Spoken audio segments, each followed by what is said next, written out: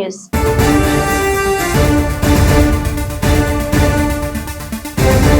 Medaram khoa bund వ్యవహారం తెలుగు రాష్ట్రాలలో చర్చనీయాంశమైంది. చిరు వ్యాపారులపై యూట్యూబ్ ఛానల్ తీరుపై నెటిజన్లు మండిపడుతున్నారు. ఈ క్రమంలోనే రాజకీయ నేతల నుంచి కూడా ఆ చిరు వ్యాపారికి మద్దతు లభిస్తోంది. నంద్యాల ఎంపీ బైరెడ్డి శబరి, మాజీ మంత్రి పరిటాల సునీత తనయుడు శ్రీరామ్ కూడా కోవా బండ్ వ్యాపారికి సంఘీభావం తెలిపారు. అలాగే అతనికి మద్దతుగా నిలుస్తున్న నెటిజన్లను సైతం అభినందించారు. మానవత్వం మిగిలి ఉందని నిరూపిస్తున్నారని ప్రశంసించారు. కోవా బండ్ వ్యవహారం ఇప్పుడు సోషల్ మీడియాలో తీవ్ర చర్చనీయాంశమైంది. చిరు వ్యాపారికి మద్దతుగా నెటిజన్లతో పాటుగా రాజకీయ నాయకులు కూడా ముందుకు వస్తున్నారు. అతనికి సంఘీభావంగా పోస్టులు పెడుతున్నారు. మద్దతు తెలుపుతున్న వారికి అభినందనలు తెలియజేస్తున్నారు.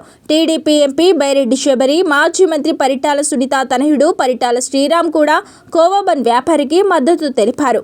అతనికి సంఘీభావంగా తమ అధికారిక ఎక్స్ ఖాతా నుంచి ట్వీట్ చేశారు. తెలంగాణలో మేడారం జాతర అత్యంత వైభవంగా జరిగిన సంగతి తెలిసిందే. జాతర సందర్భంగా పలువురు చిరు వ్యాపారులు పొట్టకూటి కోసం స్టాళ్లు ఏర్పాటు చేసుకుని వ్యాపారం చేసుకున్నారు.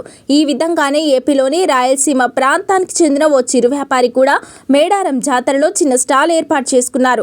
10 రూపాయలకు కోవా బన్ విక్రయిస్తూ 4 రాళ్లు సంపాదించుకునే ప్రయత్నం చేశారు. అయితే ఈ కోవా బన్ వ్యాపారిపై ఓ యూట్యూబ్ ఛానల్ సంధించిన ప్రశ్నలు ఇప్పుడు నెట్టింట ఆగ్రహావేశాలకు కారణమవుతున్నాయి. ఇంత తక్కువ ధరకు కోవా బన్ ఎలా అమ్ముతున్నావు, ఏదైనా కలిపావా అంటూ యూట్యూబర్ వరుస ప్రశ్నలు సంధించారు. తన అనుమానాలకు తోడు ఆ యూట్యూబర్ చిరు వ్యాపారి మతాన్ని కూడా లాగారు. ఈ కోవా బన్ నువ్వు తింటావా అంటూ ప్రశ్నలు వర్షం కురిపించడంతో ఆందోళనకు గురైన ఆ చిరు వ్యాపారి భయపడిపోయాడు. తాను ఎలాంటి కల్తీ చేయలేదని నిరూపించుకునేందుకు యూట్యూబర్లు ప్రశ్నిస్తున్న సమయంలోనే కోవా బన్ తిన్నారు. అయితే ఈ వీడియో సోషల్ మీడియాలో వైరల్ కాగా నెటిజన్లు యూట్యూబ్ ఛానల్ మీద మండిపడుతున్నారు. ఛానల్ వ్యూస్, లైకుల కోసం కష్టపడి వ్యాపారం చేసుకునే చిరు వ్యాపారి గౌరవాన్ని ఇలా దెబ్బతీస్తారా అంటూ మండిపడుతున్నారు. వేలాది మంది ఆ చిరు వ్యాపారికి మద్దతుగా నిలిచారు.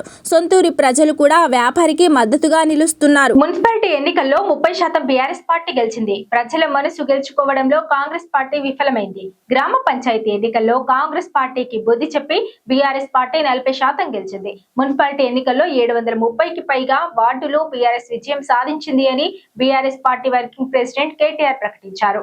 అధికారాన్ని అడ్డపెట్టుకుని బీఆర్ఎస్ పార్టీ అభ్యర్థుల్ని ఇబ్బందులకు గురి చేశారని గుర్తు చేశారు. 16 మున్సిపాలిటీలో బీఆర్ఎస్ పార్టీ ప్రత్యక్షంగా గెలిచింది. హంగు వచ్చిన చోట స్థానిక నాయకులతో చర్చించి నిర్ణయం తీసుకుంటామని మాజీ మంత్రి కేటీఆర్ ప్రకటించారు. తెలంగాణ మున్సిపల్ ఎన్నికల ఫలితాలపై శుక్రవారం పార్టీ ప్రధాన కార్యాలయం తెలంగాణ భవన్లో కేటీఆర్ మాట్లాడారు. ఈ సందర్భంగా ఎన్నికల ఫలితాలపై స్పందిస్తూ కీలక వ్యాఖ్యలు చేశారు. సింగరేణిలో 6,000 కోట్ల కుంభకోణం బయటపెట్టాం. కొత్తగూడెం సింగరేణి బెల్టులో భాగం. కొత్తగూడెంలో సిపిఐకి మద్దతు ఇస్తాం. ఇదే విషయంపై ఆ పార్టీ రాష్ట్ర కార్యదర్శి కూనంనేని సాంబశివరావుతో మాట్లాడాం. కాంగ్రెస్, బీజేపీని అడ్డుకోవాల్సిన అవసరం ఎంతైనా ఉంది అని సిపిఐకి కేటీఆర్ గుర్తు చేశారు. లౌకిక పార్టీలతో బీఆర్ఎస్ పార్టీ కలిసి పనిచేస్తుంది. కాంగ్రెస్, బీజేపీల కుయుక్తులు పన్నుతున్నాయి. కాంగ్రెస్ను గద్దెదించే శక్తి బీజేపీ అని, అడ్డుకునే శక్తి బీఆర్ఎస్ పార్టీకే ఉంది అని గులాబీ పార్టీ వర్కింగ్ ప్రెసిడెంట్ కేటీఆర్ తెలిపారు. మున్సిపాలిటీల్లో బీఆర్ఎస్ ఫలితాలు సంతృప్తినిచ్చాయి. హైదరాబాద్ కార్పొరేషన్, ఎంపీటీసీ, జెడ్పీటీసీ ఎన్నికల్లో ఇదే ఉత్సాహం కనబరుస్తామని తెలిపారు. తానే రాజు, తానే మంత్రి అని ప్రకటించుకున్న రేవంత్ రెడ్డి వ్యాఖ్యలపై మాజీ మంత్రి కేటీఆర్ స్పందిస్తూ ఈ దేశం చాలా గొప్పది. ఇందిరాగాంధీ, ఎన్టీఆర్ లాంటి వారే ఓడిపోయారు. రేవంత్ రెడ్డి ఓ పిచ్చి తుగ్లకని కొట్టిపారేశారు. 2 ఏళ్లలో కాంగ్రెస్ పాలనలో ప్రజల్లో తీవ్ర వ్యతిరేకత కనిపిస్తుంది. ప్రధాన ప్రతిపక్షంగా బీఆర్ఎస్ పార్టీ సఫలమవుతుంది. 2029లో కేసీఆర్ ముఖ్యమంత్రి కావడం ఖాయమని BRS party working president KTR పునరుద్ఘాటించారు. స్థానిక నాయకుల మనోభావాలు, స్థానికంగా ఏం పరిస్థితులు ఉన్నాయి అవి కూడా బేరీ చేసుకున్నాక నిర్ణయం తీసుకుంటాం. ఇంకా 2 days టైం ఉంది కాబట్టి ఆలోచించి నిర్ణయం తీసుకుంటాము. ఇప్పుడు నేను ఓపెన్గా చెప్పాను, కొత్తగూడెంలో కాంగ్రెస్, బీజేపీ 2 కలిసి సింగరేణికి అన్యాయం చేస్తున్నాయి. ఇందులో వేరే ఉద్దేశం ఏం లేదు, మాకు రాజకీయపరమైన ఉద్దేశం, ఎజెండా ఏం లేదు. సింగరేణిని 2 జాతీయ పార్టీలు గొంతు కోస్తున్నాయి. ఇవాళ కాంగ్రెస్ దోపిడీ చేస్తుంటే బీజేపీ ఎందుకు మౌనంగా ఉంటుందని మేము అడుగుతున్నాము. ఆధారాలతో ఆధార సహితంగా మేము స్పష్టంగా కుంభకోణం జరిగిందని బయటపెడితే ఎందుకు బీజేపీ ఉపేక్షిస్తున్నది, ఎందుకు రేవంత్ రెడ్డిని కాపాడుతున్నది? రేవంత్ రెడ్డి బావమరిదే కింగ్ పిన్గా ఇంత పెద్ద కుంభకోణం నడుస్తుంటే భారతీయ జనతా పార్టీ ప్రభుత్వం ఎందుకు అడ్డుకుంటున్నది, ఎందుకు అడ్డుకోలేకపోతున్నది, ఎందుకు కాపాడుతున్నది కాంగ్రెస్ అరాచకాలని అనేది మా ప్రధాన ప్రశ్న. అందుకే సిపిఐ నాయకత్వానికి నేను ఓపెన్గా చెప్తా ఉన్నా, ఇలాంటి ప్రత్యేకమైన పరిస్థితులు ఉంటాయి అక్కడక్కడ.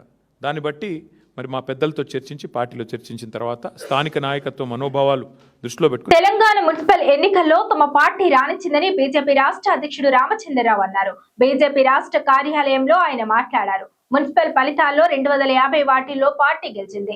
సింగిల్ లార్జెస్ట్ పార్టీగా 6 మున్సిపాలిటీల్లో నిలిచింది. తొలిసారిగా కరీంనగర్, నిజామాబాద్ కార్పొరేషన్లు గెలవబోతున్నాం. దాదాపుగా 320 నుంచి 350 వరకు కౌన్సిలర్స్ గెలిపించారు. నారాయణపేట, ఆదిలాబాద్, రాయకల్ కైవసం చేసుకోబోతున్నాం. గతంలో 2 మున్సిపాలిటీలను మాత్రమే గెలిచాం. మేము ఆదేశించినట్టుగానే ఫలితాలు వచ్చాయి. కొన్ని చోట్ల అనుకున్న ఫలితం రాలేదు. ప్రభుత్వ తప్పిదాలపై చార్జ్ షీట్ కరపత్రంతో ప్రచారం చేశాం. 200 వార్డుల్లో తక్కువ మెజారిటీతో అభ్యర్థులు ఓడిపోయారు. మున్సిపల్ ఫలితాల్లో 250 వార్డుల్లో గెలిచింది. సింగిల్ లార్జెస్ట్ పార్టీగా 6 మున్సిపాలిటీలో నిలిచింది. తొలిసారిగా కరీంనగర్, నిజామాబాద్ కార్పొరేషన్లు గెలవబోతున్నాం. దాదాపుగా 320 నుంచి 350 వరకు కౌన్సిలర్స్ గెలిచారు. నారాయణపేట, ఆదిలాబాద్, రాయకల్ కైవసం చేసుకోబోతున్నాం. గతంలో 2 మున్సిపాలిటీలను మాత్రమే గెలిచాం. మేము ఆదేశించినట్టే ఫలితాలు వచ్చాయి. కొన్ని చోట్ల అనుకున్న ఫలితం రాలేదు. ప్రభుత్వ తప్పిదాలపై చార్జ్ షీట్ కరపత్రంతో ప్రచారం చేశాం. 200 వార్డుల్లో తక్కువ మెజారిటీతో అభ్యర్థులు ఓడిపోయారు. త్రిముఖపూరులో నష్టం జరిగింది. అశ్వారావుపేట, కొత్తగూడెం కార్పొరేషన్లో గెలిచాం. నల్గొండలో అధికార దుర్వినియోగం జరిగింది. జిల్లా అధ్యక్షుడిపై పోలీసులు చేయి చేసుకున్నారు. అన్ని దుర్వినియోగం చేశారు. ప్రభుత్వానికి క్లియర్ మెజారిటీ రాలేదు. సెకండ్ వచ్చారని బీఆర్ఎస్ నేతలు సంబరపడడం శోచనీయం. మా పార్టీ ఓట్ శాతం పార్టీ బలంగా విస్తరిస్తోంది. చాలా చోట్ల బీజేపీ దగ్గరికి వచ్చి ఆగిపోయింది. బీజేపీ గెలిచే చోట బీఆర్ఎస్, కాంగ్రెస్ కు ఓట్లు వేయాలని మజ్లిస్ పార్టీ చెప్పింది. బీజేపీని ఎదగకుండా కాంగ్రెస్, బీఆర్ఎస్ వామపక్షాలు అడ్డుకునేందుకు కలిసి పనిచేశాయి.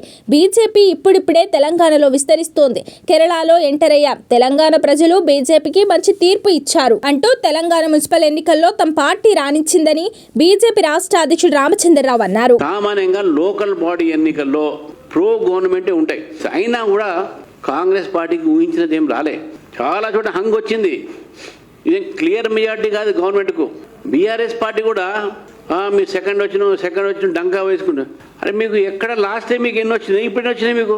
You are the ruling party 10 సంవత్సరాలు మొత్తం మీరు గెలిచిందే. బీజేపీకి 2, కాంగ్రెస్కు 5, 10 ఉండే. మరి అక్కడి నుంచి ఎక్కడి దాకా వచ్చింది? మీరు లాస్ట్ టైంలో గెలిచిన దాంట్లో సగం కూడా గెలవలేకపోయినా మీరు. బీజేపీ ఈరోజు ఒక స్థానం నుంచి, కింది స్థానం నుంచి మీకు దగ్గరలో వచ్చినాం మేము.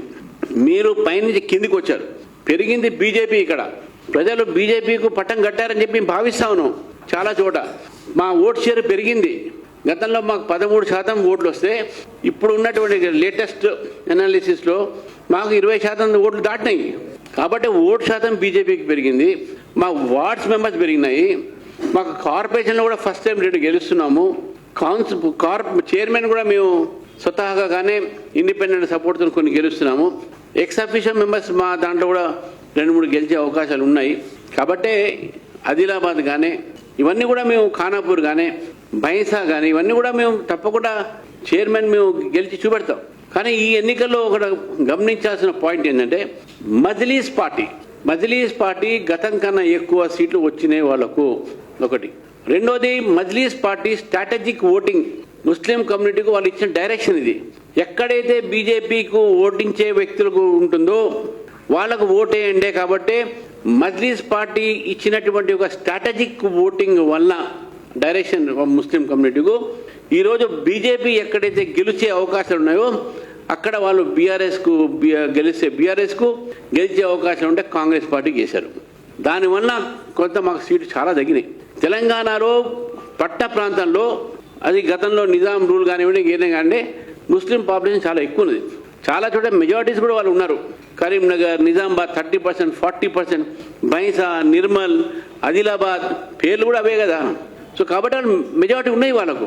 కాబట్టి వాళ్ళ ఓట్ల వలన ఈరోజు బీఆర్ఎస్కు, కాంగ్రెస్కు వచ్చిన సీట్లు ఎక్కువ వచ్చినాయి. ఇది ప్రజలు ఇచ్చిన తీర్పు కాదు, వాళ్ళకు మజ్లిస్ ఇచ్చినటువంటి సహాయం. ఈరోజు బీఆర్ఎస్, కాంగ్రెస్, ఎంఐఎం ముగ్గురు కూడా బీజేపీ పెరుగుతున్నది, దీన్ని రానియొద్దు. వీళ్ళతో పాటు అర్బన్ నక్సలైట్స్, కమ్యూనిస్టులు ఎక్కడెక్కడైతే బీజేపీ గెలిచే అవకాశాలు ఉన్నాయో ఎట్లా ఓడించారని చెప్పేసి వాళ్ళందరూ కూడా ఏకమయ్యి ఓట్లు కన్సాలిడేట్ చేసుకుని బీజేపీని ఓడించే ప్రయత్నం చేశారు. ఇది వాస్తవము, స్పష్టంగా మనకు అనాలిసిస్ చేస్తే కనబడుతుంది. కాబట్టి ఈరోజు బీజేపీ ఎక్కడైతే మేము ఓడిపోయినామో అక్కడ స్పష్టమైన కారణం మజ్లిస్ పార్టీతో బీఆర్ఎస్, కాంగ్రెస్ పార్టీకి ఉన్న ఒప్పందం. ఇది ఈరోజు నిజంగా మాకు సంతోషం ఉన్నది. ఈరోజు భారతీయ జనతా పార్టీకు మేము ఎంతో ఊహించుకో 700 వస్తాయి 800 వస్తాయి స్టేట్ మొత్తం. మేము ఎక్కడైతే 2 బలమైన పార్టీలు ఉంటాయో, మీరు కేరళలో చూడండి UDF LDF, ఇప్పుడిప్పుడే మేము వస్తున్నాం. ఒక MP గెలిచినాం, మన చైర్మన్ గెలిచినాం, త్రివేంద్రం మేయర్ గెలిచినాం. ఇప్పుడిప్పుడు అక్కడ పెరుగుతున్నది. టైం పడుతుంది, బైపోలరైజేషన్ టైం పడుతుంది. కాబట్టి ఈ యొక్క ఎన్నికల ఒక రిజల్ట్ ఏతుందో రేపు తెలంగాణ రాజకీయాల్లో బీజేపీకు ముందు పోయేటటువంటి అవకాశానికి దారి తీసేది. It has made a way for BJP's progress tomorrow for the assembly elections. ఇది స్పష్టమైనటువంటి తీర్పు. ఇది బీజేపీకు తెలంగాణ ప్రజలు మంచి తీర్పునిచ్చారని చెప్పి నేను భావిస్తా ఉన్నాను. మున్సిపల్ ఎన్నికల్లో ఉమ్మడి మెదక్ జిల్లాలో మాజీ మంత్రి హరీష్ రావు వ్యూహం ఫలించింది. ఇక్కడ బీఆర్ఎస్ పార్టీ జోరు చూపింది. 19 మున్సిపాలిటీలతో ఇప్పటికే 11 స్థానాలు బీఆర్ఎస్ కైవసం చేసుకుంది. మరో మున్సిపాలిటీ సైతం గులాబీ పార్టీకి దక్కే అవకాశం ఉంది. 11 మున్సిపాలిటీలో బీఆర్ఎస్ ఏకపక్షంగా హవా కనబర్చింది. హరీష్ రావు వ్యూహ రచనతో కీలకమైన పటాన్చెరు నియోజకవర్గంలోని 5కి 5 మున్సిపాలిటీలు బీఆర్ఎస్ దక్కించుకుంది. 6 రోజుల్లోనే 40 చోట్ల సభలు, రోడ్ షోలు, కార్నర్ మీటింగ్లతో బీఆర్ఎస్ అభ్యర్థుల్లో జోష్ నింపారు హరీష్ రావు. చెట్టు కింద రచ్చబండ చర్చా వేదికలతో మహిళా ఓటర్లకు చేరువ అయ్యారు. కేసీఆర్ దిశానిర్దేశంతో అన్ని తానై వ్యవహరించారు ట్రబుల్ షూటర్ హరీష్ రావు. ఆనాడు అసెంబ్లీ ఎన్నికల్లో, నేడు మున్సిపల్ ఎన్నికల్లో తనదైన ముద్ర వేశారు. రైతులకు కేంద్ర ప్రభుత్వం శుభవార్త తెలిపింది. రైతులకు ఉపయోగపడేలా కీలక నిర్ణయం తీసుకుంది. గోధుమలు, చక్కెర ఎగుమతులకు అనుమతి ఇచ్చింది. దీంతో రైతులకు రాబడి పెరగనుంది. 2022లో కేంద్రం వీటి అనుమతులపై నిషేధం విధించిన విషయం తెలిసిందే. ఇప్పుడు మళ్ళీ గ్రీన్ సిగ్నల్ ఇచ్చింది. రైతులకు కేంద్ర ప్రభుత్వం పెద్ద ఉపశమనం కలిగించే నిర్ణయం తీసుకుంది. గోధుమలు, చక్కెర ఎగుమతులకు ఆమోదం తెలిపింది. 2.5 మిలియన్ టన్నుల గోధుమలు, 0.58 మిలియన్ టన్నుల చక్కెర ఎగుమతులు చేసేందుకు అనుమతి ఇచ్చింది. రికార్డు స్థాయిలో వీటి నిల్వలు, ఉత్పత్తి ఉండడంతో రైతులకు మెరుగైన ధరలు రావడం, దేశీయ మార్కెట్ను సమతుల్యం చేసేందుకు తాజాగా ఈ నిర్ణయం తీసుకుంది. గోధుమలు, చక్కెర ఉత్పత్తుల్లో భారత్ 2వ అతిపెద్ద ఉత్పత్తిదారుగా ఉంది. దీంతో రైతులకు మరింత ప్రయోజనం కలిగించేందుకు ఎగుమతులకు అనుమతి ఇచ్చింది. గత నెలలోనే పాక్షికంగా ఎగుమతులకు కేంద్రం ఆమోదం ఇచ్చింది. గత నెలలో 5 లక్షల టన్నుల గోధుమ పిండి, ఇతర గోధుమ ఉత్పత్తులను ఎగుమతి చేయడానికి అనుమతించింది. నవంబర్, అక్టోబర్లో ప్రారంభమైన కొత్త సీజన్ 1.5 మిలియన్ టన్నుల చక్కెర ఎగుమతులను అనుమతిస్తున్నట్లు ప్రకటన జారీ చేసింది. ఈ ఎగుమతుల వల్ల రైతులు మంచి రాబడి పొందగలుగుతారు. అలాగే మార్కెట్ సమతుల్యత ఏర్పడుతుందని కేంద్రం భావిస్తోంది. అయితే అంతర్జాతీయ ధరల కంటే భారత గోధుమల ధరలు అధికంగా ఉన్నాయి. భారత గోధుమలు టన్నుకు $280గా ఉండగా అర్జెంటీనా గోధుమలు టన్నుకు $200కే లభిస్తున్నాయి. గోధుమలను కొనుగోలు చేసే బంగ్లాదేశ్ టన్నుకు $260 వెచ్చిస్తోంది. దీంతో ఎగుమతులకు అధిక ధరలు సవాల్గా మారాయి. గోధుమలపై 2022లో కేంద్రం నిషేధం విధించింది. 2024 వరకు దీన్ని పొడిగించారు. పంట దెబ్బతినడంతో దేశంలో ధరలు రికార్డు స్థాయికి చేరుకున్నాయి. 2025లో ఉత్పత్తి భారీగా పెరిగింది. 2025లో 117.9 మిలియన్ మెట్రిక్ టన్నుల గోధుమలు ఉత్పత్తి అయ్యాయి. ఈ సంవత్సరం తగినంత నిల్వలు ఉన్నందున ఎగుమతులకు అనుమతులు ఇవ్వడం రైతులకు ప్రయోజనం చేకూర్చుతుందని మార్కెట్ వర్గాలు చెబుతున్నాయి. మున్సిపల్ ఎన్నికలు ముగిశాయి. ఇక పురపాలికల్లో చైర్మన్లు, వైస్ చైర్మన్లు, నగరపాలికల్లో మేయర్లు, డిప్యూటీ మేయర్ల ఎన్నికలు జరగనున్నాయి. ఈ నేపథ్యంలోనే ఇప్పుడు ఎక్స్ అఫీషియే సభ్యులు వాళ్ళ ఓట్లు బాగా వార్తల్లోకి ఎక్కాయి. ఈ క్రమంలోనే అసలు ఈ ఎక్స్ అఫీషియే సభ్యులు అంటే ఎవరు, వాళ్ళ ఓట్లు మున్సిపల్ ఎన్నికల్లో ఎందుకు అంత కీలకం, వాళ్ళు వేసే ఓట్ల వల్ల ఎవరికి ఉపయోగం అనే విషయాలను తెలుసుకుందాం. తెలంగాణ మున్సిపల్ ఎన్నికల ఫలితాలు వెల్లడి అయ్యాయి. అత్యధిక వార్డుల్లో గెలిచిన అధికార హస్తం పార్టీ ఎక్కువ మున్సిపాలిటీలు, కార్పొరేషన్లను హస్తగతం చేసుకుంది. ఎన్నికల ఫలితాలు వెలువడడంతో ఇప్పుడు మున్సిపాలిటీలో చైర్మన్, వైస్ చైర్మన్లను ఎన్నుకునేందుకు ఎన్నికలు జరగనున్నాయి. అదే సమయంలో కార్పొరేషన్లలో మేయర్, డిప్యూటీ మేయర్ పదవులకు ఎన్నికలు నిర్వహించనున్నారు. ఆ మున్సిపాలిటీ, కార్పొరేషన్లలో అత్యధిక సీట్లు పొందిన party chairman, vice chairman, mayor, deputy mayor పదవులను దక్కించుకోనుంది. ఈ నేపథ్యంలోనే ఇప్పుడు చాలా మున్సిపాలిటీలు, కొన్ని కార్పొరేషన్లలో ఏ పార్టీకి పూర్తి మెజారిటీ రాకపోవడంతో హంగు ఏర్పడింది. ఈ హంగు మున్సిపాలిటీ, హంగు కార్పొరేషన్లలో ఎక్స్ అఫీషియో ఓట్లు అత్యంత ప్రాధాన్యం సంతరించుకున్నాయి.